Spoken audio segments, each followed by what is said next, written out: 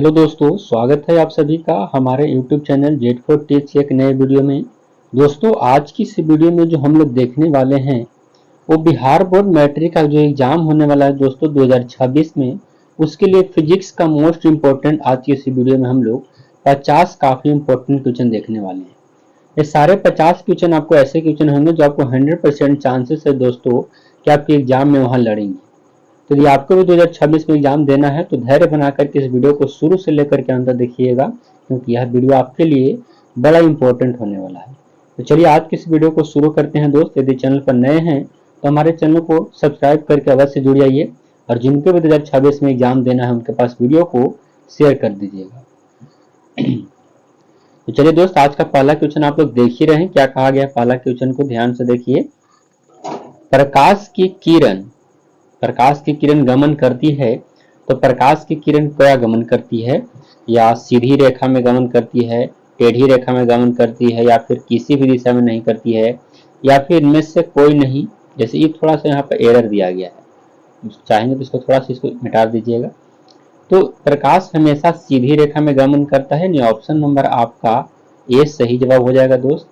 चलिए तो आगे बढ़िएगा, अगला क्वेश्चन क्या कहा गया है देखिए। अगला है दोस्तों कि प्रकाश का वेग न्यूनतम होता है, यानी प्रकाश का वेग सबसे जो कम होता है दोस्त, वो सबसे कम किस में होता है?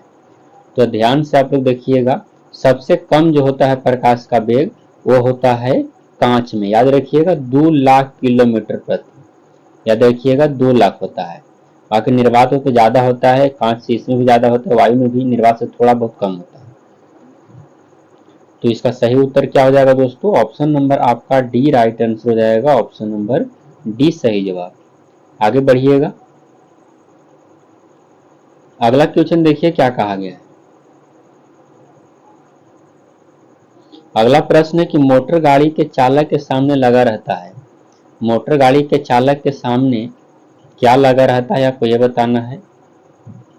तो दोस्तों, मोटर गाड़ी के चालक के सामने जो लगा रहता है वो समतल दर्पण, या फिर उत्तल दर्पण, या फिर अवतल दर्पण, या फिर उत्तल लेंस होता है। तो सही उत्तर इसको हम बता दें दोस्तों कि राइट आंसर जो हो जाएगा आपका वो होता है उत्तल दर्पण लगा होता है। ऑप्शन नंबर आपका बी सही उत्तर हो जाएगा। याद रखिएगा बी हो जाएगा। चलिए दोस्त आगे बढ़ते हैं। अगला नंबर क्वेश्चन क्या कहता है कि मोटर कार के हेडलाइट में किसका प्रयोग होता है? मोटर कार का आप लोग हेडलाइट देखे होंगे जो आगे वाला होता है, उसमें किसका प्रयोग किया जाता है? कौन सा दर्पण रहता है? तो सही उत्तर आपके राइट आंसर हो जाएंगे दोस्तों, अवतल दर्पण रहता है। ऑप्शन नंबर सी आपके सही जवाब हो जाएंगे। चलिए आगे बढ़िएगा, अगला क्वेश्चन देखते हैं। अगला प्रश्न है समतल दर्पण द्वारा बना प्रतिबिंब होता है। समतल दर्पण द्वारा बना प्रतिबिंब कैसा होता है? तो समतल दर्पण से जो प्रतिबिंब बनता है वो काल्पनिक बनता है। काल्पनिक का मतलब क्या होता है? तो सीधा होता है। याद रखिएगा, काल्पनिक का मतलब सीधा होता है, और वास्तविक का मतलब क्या होता है? तो उल्टा होता है। इसका सही प्रतिबिंब बनता है काल्पनिक। चलिए आगे बढ़िएगा,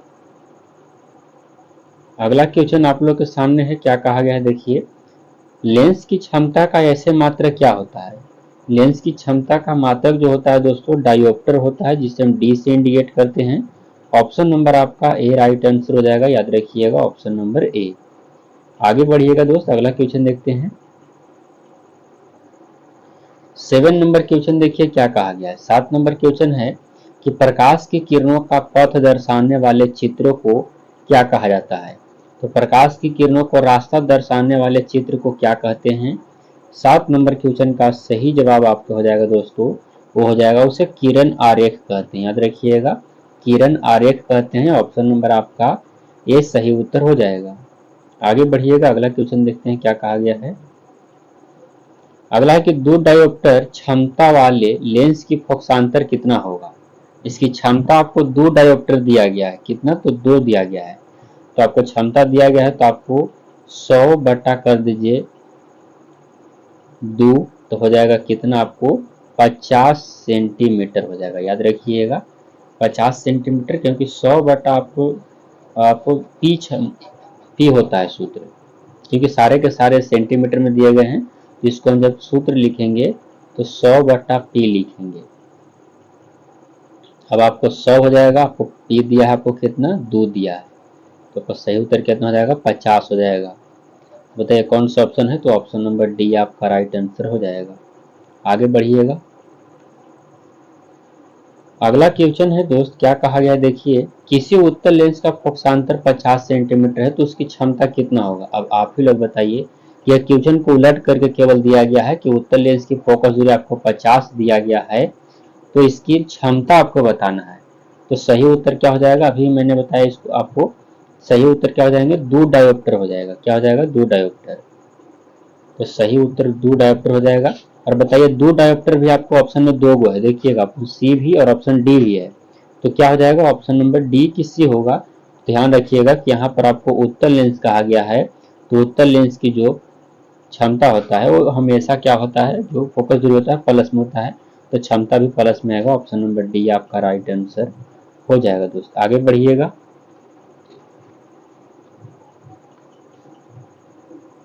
अगला क्वेश्चन है, प्रकाश के किरणों के समूह को क्या कहते हैं।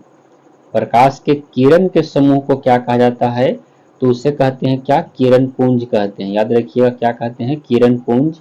ऑप्शन नंबर बी आपका राइट आंसर हो जाएगा, किरण पुंज। चलिए आगे बढ़िएगा।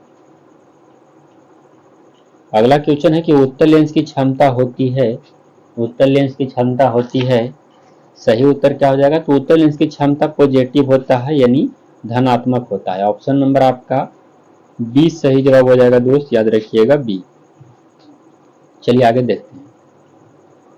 अगला क्वेश्चन है कि अवतल लेंस की क्षमता होती है, तो अवतल लेंस की क्षमता क्या होता है, तो निगेटिव होता है। याद रखिएगा निगेटिव। ऑप्शन नंबर आपका ए सही उत्तर हो जाएगा, निगेटिव यानी ऋणात्मक हो जाएगा। अगला क्वेश्चन देखिएगा क्या कहा गया है, उत्तल लेंस को क्या कहते हैं।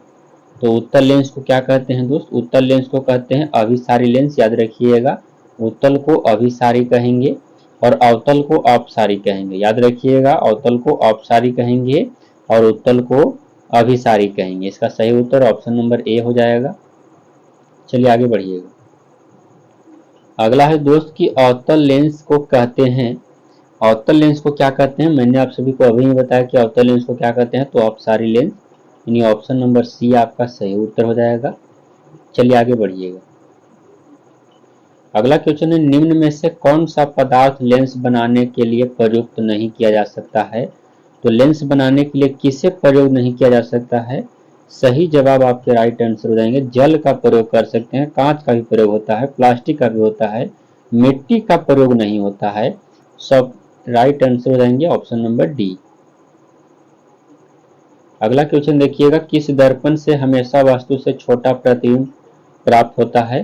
तो किस दर्पण से, सही उत्तर आपके राइट आंसर हो जाएंगे दोस्त।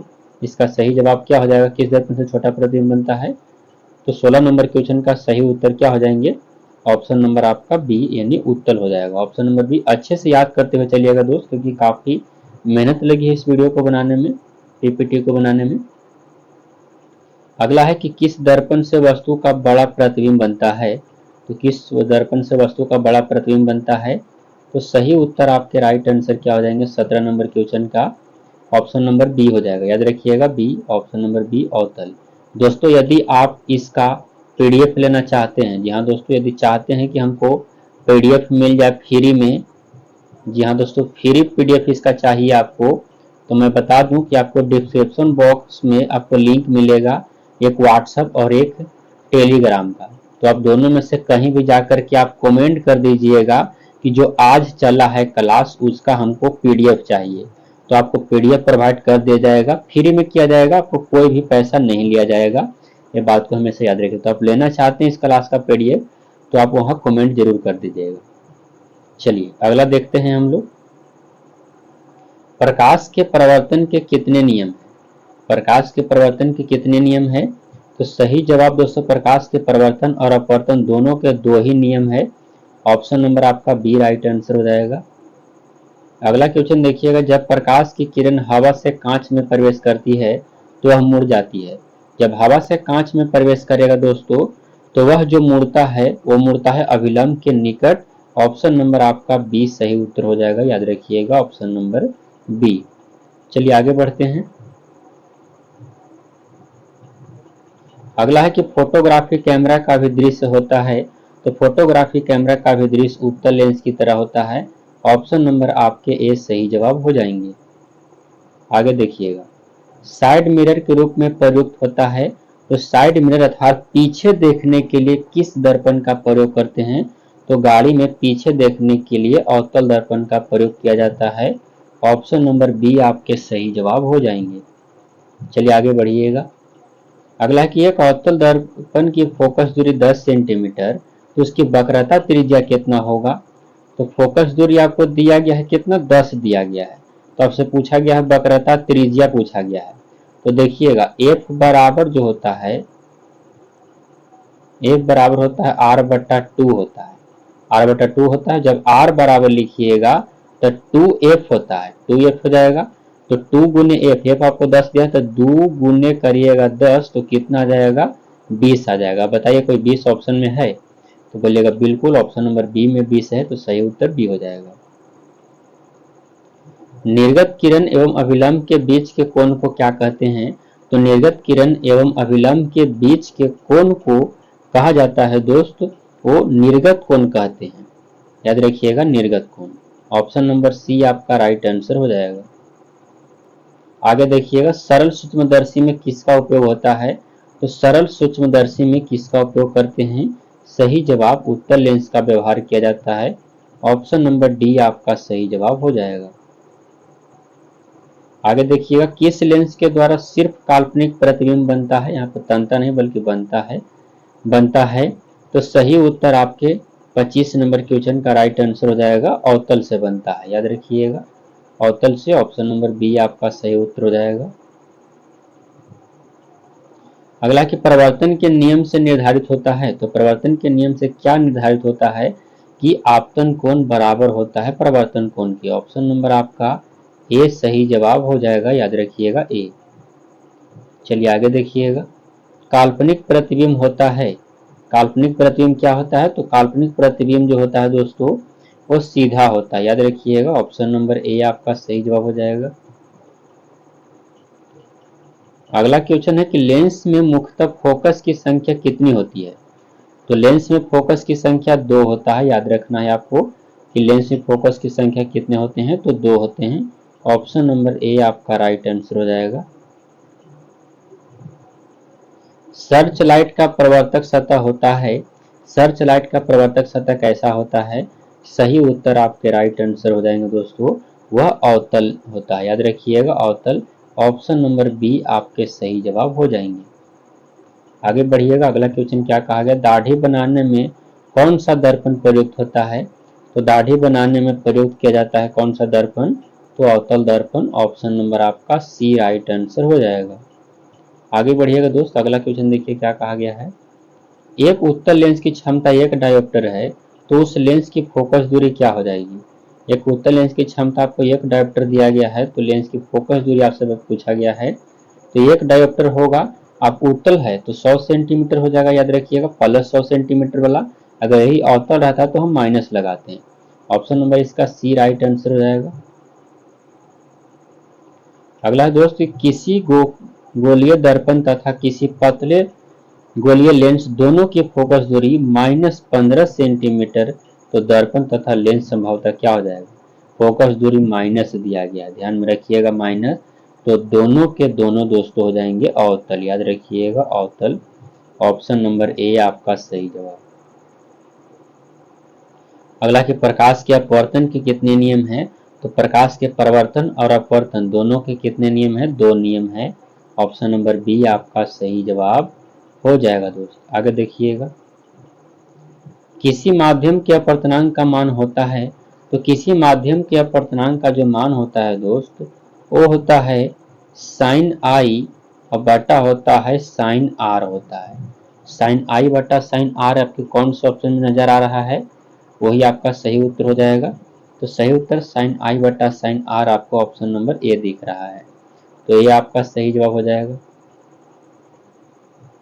अगला है कि एक उत्तल लेंस होता है, एक उत्तल लेंस क्या होता है, तो दोस्तों एक उत्तल लेंस जो होता है वो होता है आपको किनारों की अपेक्षा बीच में मोटा होता है, किनारों की अपेक्षा बीच में मोटा होता है। ऑप्शन नंबर सी आपका सही जवाब हो जाएगा। अगला कि अवतल लेंस का आवर्धन m बराबर क्या होता है। तो आवर्धन के सूत्र जो होता है दोस्तों, यानी m बराबर जो आपके सूत्र होते हैं वो हो जाते हैं v बटा यू, प्रतिबिंब की ऊंचाई बटा वस्तु की ऊंचाई। ऑप्शन नंबर कौन सा, तो डी आपका राइट आंसर। गोलीय दर्पण में फोकसांतर एवं वक्रता त्रिज्या के बीच क्या संबंध है। गोलीय दर्पण में एफ और आर के बीच क्या संबंध है। तो चाहे तो आर बराबर 2f होना चाहिए, आर बराबर 2f होना चाहिए, और न तो एफ बराबर आर बटा 2 ऑप्शन में होना चाहिए। इन दोनों में से कौन ऑप्शन में है, तो आर बराबर 2f है ना। ऑप्शन नंबर आपका ए राइट आंसर हो जाएगा। अगला कि सोलर कुकर में प्रयोग किया जाता है। तो सोलर कुकर में क्या प्रयोग किया जाता है। सही जवाब आपके राइट आंसर हो जाएंगे अवतल दर्पण। ऑप्शन नंबर ए आपका सही जवाब। आगे देखिएगा, उत्तल लेंस में बना प्रतिबिंब होता है। उत्तल लेंस में बना प्रतिबिंब क्या होता है। तो सही उत्तर वह वास्तविक और सीधा होता है। याद रखिएगा, वास्तविक और सीधा सही जवाब आपके राइट आंसर हो जाएंगे सी। आगे देखिएगा, एक मिनट क्षमा चाहेंगे। वास्तविक और उल्टा जो होता है, क्योंकि उत्तल लेंस है, क्षमा चाहेंगे, उत्तल लेंस वास्तविक और उल्टा। ऑप्शन नंबर बी आपका राइट आंसर हो जाएगा। जैसे हमारे नेत्र जो है उसमें भी वास्तविक और उल्टा प्रतिबिंब बनता है किसी वस्तु का। उत्तल लेंस में जब बिंब f1 और 2f के बीच रखा जाता है तब बना प्रतिबिंब क्या होता है। तो f और 2f के बीच जब रखिएगा, मान लीजिए आपको उत्तल लेंस है, ठीक है, उत्तल लेंस देखिएगा, उत्तल लेंस यदि मान लीजिए रखा गया है, ठीक है, इसमें कहता है कि जो दर्पण इसको रखा जाएगा f1 और 2f1 के बीच, यहाँ पर और यहाँ पर कोई वस्तु रखा जाएगा, यहाँ पर f है, यहाँ पर 2f1 मान लीजिए, तब यहाँ पर रखा जाएगा तो इसकी जो प्रतिबिंब बनेगी वो कहाँ बनेगी। तो सही उत्तर आपका 40 नंबर क्वेश्चन का राइट आंसर हो जाएगा, इसका बड़ा प्रतिबिंब और वास्तविक प्रतिबिंब बनेगा। आगे कि दो वक्रीय पृष्ठों से घिरे ठोस माध्यम को क्या कहते हैं। तो दो वक्रीय पृष्ठों से घिरे ठोस माध्यम को गोलीय लेंस कहा जाता है। ऑप्शन नंबर सी आपके सही उत्तर हो जाएंगे। चलिए आगे बढ़िएगा। अगला है कि वह गोलीय दर्पण जो बाहर की तरफ वक्रित हो क्या कहलाता है। तो जो बाहर की ओर वक्रित रहता है, यहाँ दोस्तों जो बाहर की ओर वक्रित रहता है, 42 नंबर क्वेश्चन का क्या कहता है कि बाहर की ओर वक्रित रहेगा। जैसे मान लीजिए एक ऐसे है और एक ऐसे है, एक आपको अंदर से रंगा हुआ है और एक बाहर से रंगा हुआ है, तो क्या होता है आपको यह बताना है। तो सही उत्तर इसका राइट आंसर क्या हो जाएंगे, बाहर से वक्रित रहेगा तो उसे कहते हैं हम उत्तल लेंस, उत्तल दर्पण। याद रखिएगा उत्तल दर्पण। ऑप्शन नंबर इसका सी सही जवाब हो जाएगा। आगे बढ़िएगा। अगला कि गोलीय दर्पण के परावर्तक पृष्ठ के केंद्र को दर्पण का क्या कहा जाता है। तो उसे क्या कहते हैं। सही उत्तर आपके राइट आंसर हो जाएगा दोस्त 43 नंबर क्वेश्चन का ध्रुव कहते हैं। ऑप्शन नंबर बी आपका राइट आंसर हो जाएगा। चलिए आगे बढ़िएगा। किसी लेंस द्वारा उत्पन्न आवर्धन का ऐसे मात्रक क्या होता है। तो किसी लेंस द्वारा उत्पन्न आवर्धन का मात्रक विहीन हो जाएगा। ऑप्शन नंबर आपका डी राइट आंसर हो जाएगा।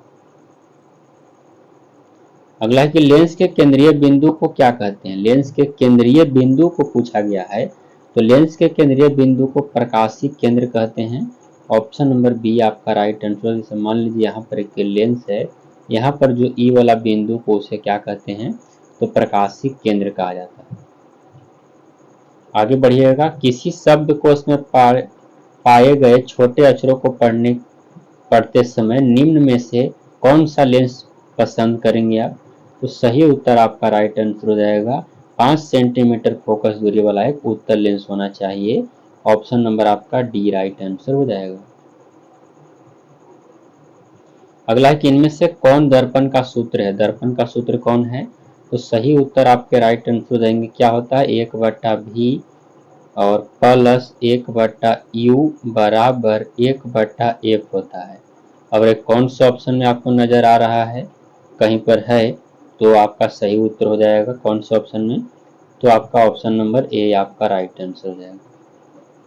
आगे बढ़िए।